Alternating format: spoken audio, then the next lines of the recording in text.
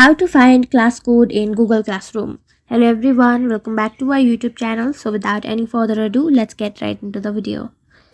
First, locate your Classroom application and then open it. Here you can see I have created this demo class. Now simply open the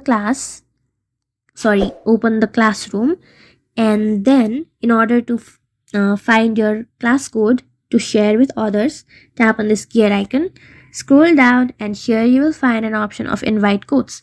Here you will get class code. This is the class code. You can also reset it. Tap on the reset button and then it will be reset.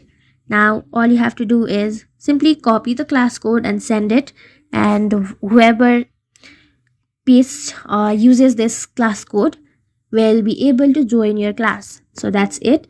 Thank you for watching this video. Make sure to like, share and subscribe to our YouTube channel. If you got any question, comment them down and I'll catch you in the next one.